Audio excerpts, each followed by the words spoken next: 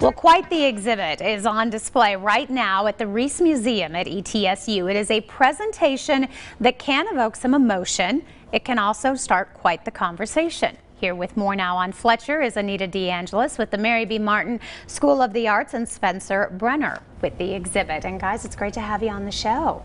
Thanks for having us. Yeah, we're glad to be here. So this exhibit has been up for a little while now, and people are running out of time, but you still have a little bit to come see it.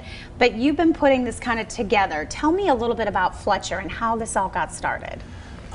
The Fletcher exhibit started, it's essentially a memorial exhibit in honor of Fletcher H. Dyer, and it was put together by the co-directors, which is his parents, Barbara and Wayne Dyer, along with his sister Carrie.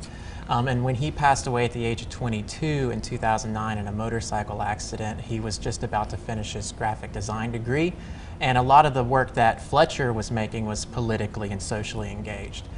So his parents wanted to honor him by creating a platform for artists just like Fletcher dealing with social and politically engaged artworks.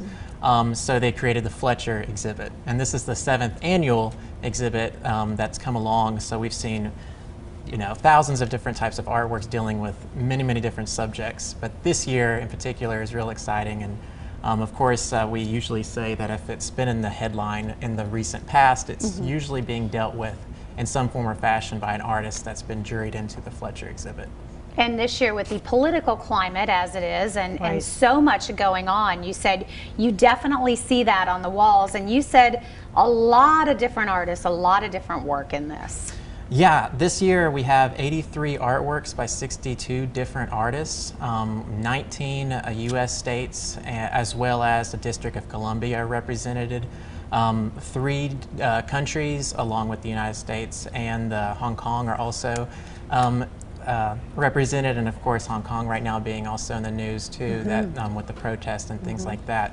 Having someone from that area and getting their perspective through their artwork is one really powerful, but also again I think what Fletcher would want is just be talking about it, and these issues matter to a lot of different people, even if it's not here in Tennessee.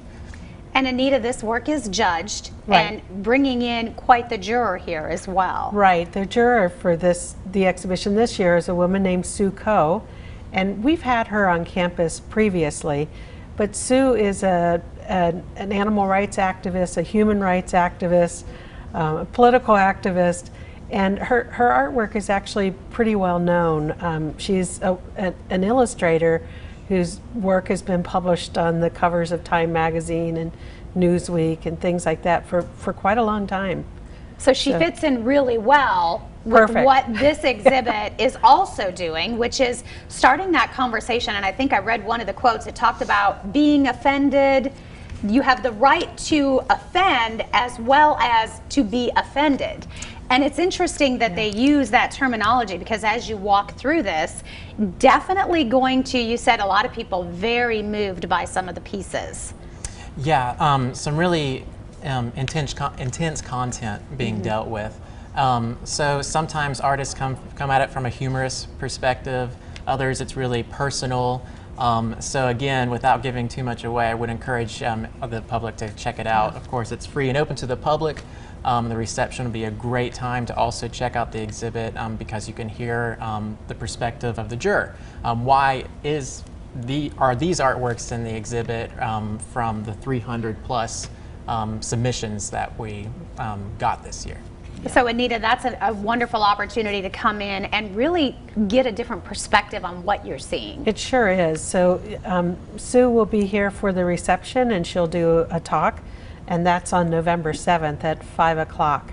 So, whenever Sue's in town, which she's been here now previously, like I said, it's always an interesting time with her. She's very intense and focused. So going to be an interesting conversation, a memorable Yes, conversation. it'll definitely be memorable. Yes. Well, we want to give everybody the information. Thanks so much for joining us and telling us about this exhibit. Definitely one that you want to see, and it is going to be on display throughout December until December 13th. But that jurors talk that we've been talking about is coming up November 7th. That begins at 5 p.m. And again, that exhibit is on display at the ETSU Reese Museum. It is free. We'll be right back. The preceding portion of Daytime Tri-Cities was sponsored by